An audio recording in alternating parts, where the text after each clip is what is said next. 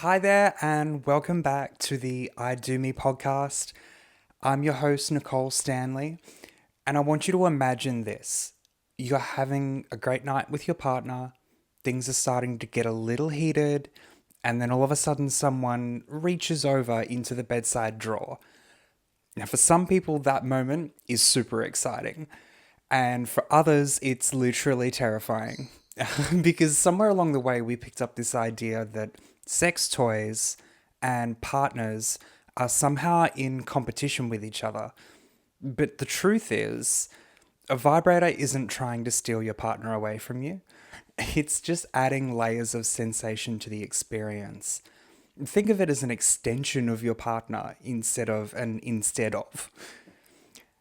Today, we're going to be unpacking the myths, insecurities, and some of the surprising benefits to bringing sex toys into partnered sex. So let's explore.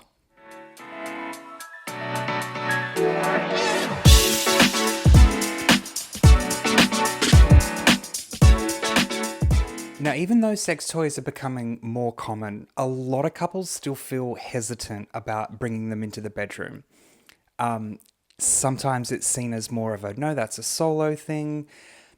Basically, the hesitations fall into a few probably familiar categories, right? And the first one is this idea of, oh, well, am I not enough? Now, this is often men, but not always. The worry that bringing toys into the experience implies that they're inadequate, right? They're not enough. This is usually cultural messaging that directly ties sexual performance to self-worth. And seriously, men grade themselves and each other on this shit. But pleasure isn't a competition, and a toy can't replace connection, chemistry, or intimacy. What I mean is that a vibrator can't cuddle after sex. It can't laugh with you. It can't make you dinner. It's not going to make eye contact with you across the room. It's not the same thing at all. The next one that I've heard is that it makes sex feel mechanical. So a lot of people worry that bringing in toys is going to interrupt the intimacy, or it's going to make it feel sort of clinical, more like a process. The reality is, though, that toys usually encourage more communication and creativity. You're opening the door to exploration, not just turning on the Orgasmatron 2000 and getting it over with. And the other one is that it's can feel intimidating or overwhelming because the market is just huge. It can feel like there's too much out there to choose from. And in the marketing and sales world, we call this option anxiety. If there's too much to pick from, people would rather pick nothing. People also worry about doing something wrong, right? Especially when a lot of toys that are designed for couples, they come with an instruction manual, but maybe they should also come with a certificate course on how to use them.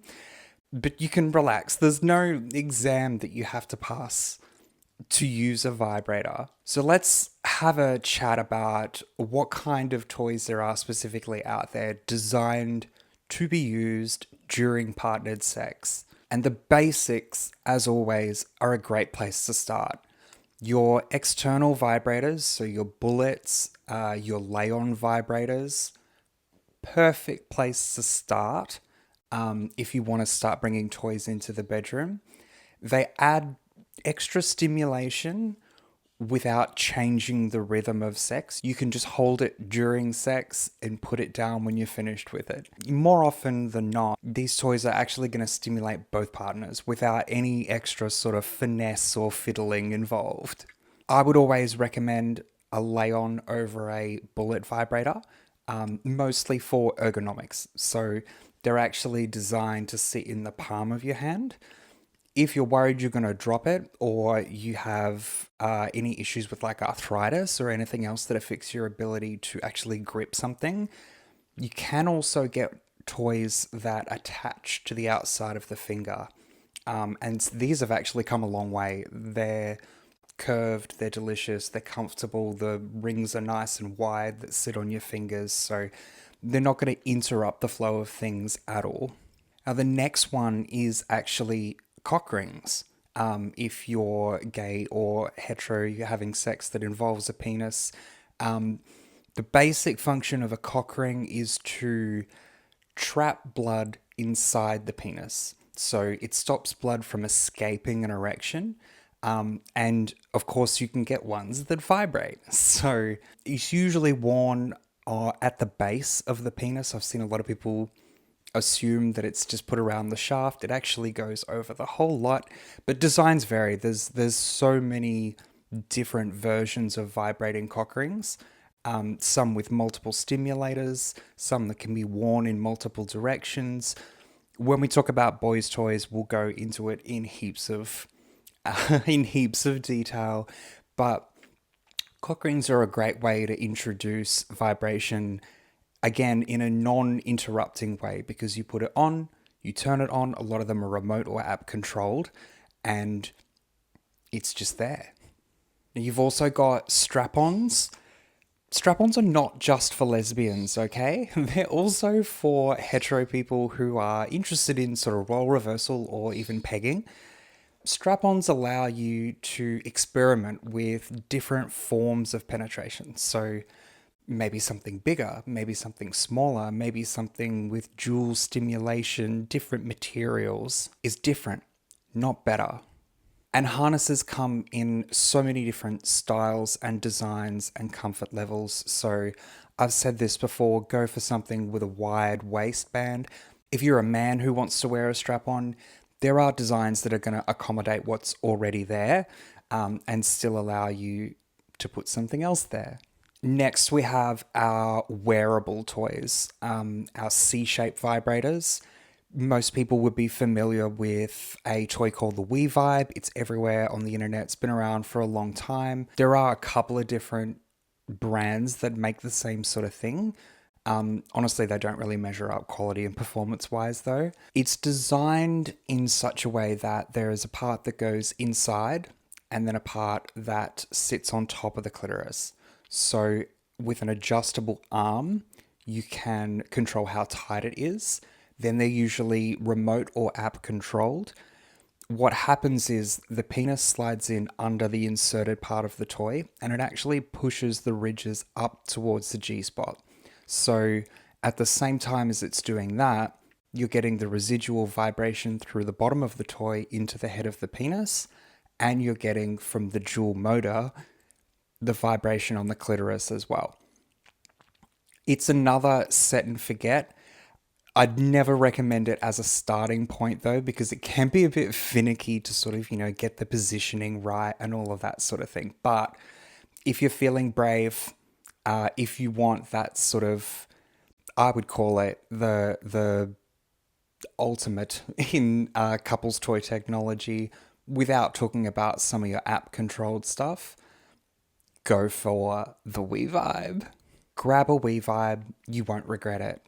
And then the last one, most people probably wouldn't consider a couple's toy, but anal toys. So plugs, prostate stimulators. The pelvis contains so many shared nerve pathways with your genitals. It's a couple's toy. Anal toys are couple's toys. Now, we are going to go into anal stuff in a whole separate episode, but there's two reasons you should embrace that curiosity. The first one being that there are so many nerve endings, not just in the rectum, but like I said, through the whole pelvic region. It's gonna help stimulation everywhere. And for the girls, it actually, when you have a plug specifically inserted, it actually pushes your G-spot forward, which makes it easier to be stimulated during penetrative sex. So those are some of the more popular, the ones that I would recommend, couples toys. Now we get to talk about some of the benefits of actually bringing those toys into the bedroom. The first one being variety, right? So toys introduce new sensations for both people in the couple. So it's a novelty. It reignites excitement, especially in a long-term relationship. The human brain loves novelty. It's the easiest way to spark excitement. The next one is communication. So trying toys sort of inevitably leads to more open conversations about pleasure, right? Oh, was this toy better than that toy? How did that feel? Asking what feels good. The conversation strengthens intimacy. You're experimenting and exploring together, and with or without toys, the improved communication is going to result in better sex 100% of the time. Toys can help you bridge the orgasm gap as well. A lot of couples find toys helpful because different bodies respond differently to stimulation. So, if you're someone who maybe suffers from overstimulation, it takes you a little bit longer to get there. A toy's not going to quit until the job is done or the battery dies, whichever happens first. But you're supporting pleasure rather than replacing effort. It's there to help. And then my favorite benefit to bringing toys into the bedroom is that you bring back the playfulness. It makes sex feel lighter and more exploratory. Remember that time you farted during sex and you both couldn't stop laughing? Laughter and curiosity are such powerful intimacy builders. Sex is supposed to be fun and funny. And when you start treating sex like play instead of a performance, everything gets that little bit easier. But bringing toys up in a conversation can still feel awkward. So here are some of my top tips for broaching the topic with your partner. Number one, always start the conversation outside the bedroom. Discuss your curiosities when you're relaxed. If you're out to dinner, chilling on the couch, watching Netflix, doing whatever you're doing, don't wait till you're halfway through sex to bring up the fact that you want a toy. And make sure you frame it as exploration rather than dissatisfaction. What I mean is, when you bring up halfway through sex that you want a toy and you've not talked about it before, it implies to your partner that what you're currently doing isn't working for me and we need something else. So, for example, I heard, you're sitting on the couch. I heard about this toy, sounded like fun. Would you be interested in trying it together? Tip number two, emphasize that it is shared pleasure that we're talking about here. It's not for one or the other. It's curiosity and exploration for all. It's going to be mutually enjoyable. When you bring it up, don't frame it in a way where it sounds like what's currently existing is unsatisfactory, right? Something's missing from the equation. That's not going to get you a good result. Focus on the fact that we're both going to enjoy this and you'll have a lot more success. Keep it simple as well. When you're starting out, pick something like your bullet vibrator, like your lay-on, something that doesn't require a lot of sort of experience with toys to jump into. You want to make it as easy as possible and then build from there.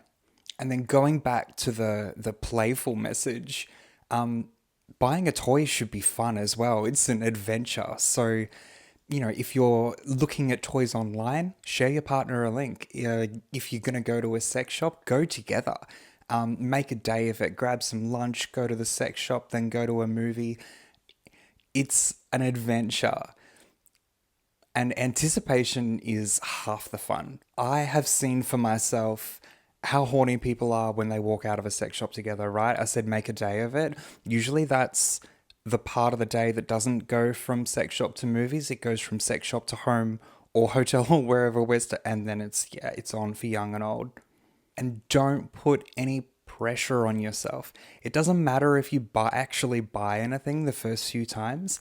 You're starting the conversation, the lines of communication are open, we're having fun, we're browsing, we're learning, we're looking at stuff. It doesn't matter if you buy anything or not. You're still moving towards better communication and better sex, whether you buy that toy or not. All right, so let's recap. Toys are not replacing partners. We are supplementing the experience. We're adding layers of sensation. We're not replacing anyone. They're tools for exploration and communication. That's all. The best sex isn't actually about the technique. It's about that curiosity and trust and that willingness to sort of explore things together. The most attractive thing you can bring into the bedroom is curiosity. That's all I have for you today, guys.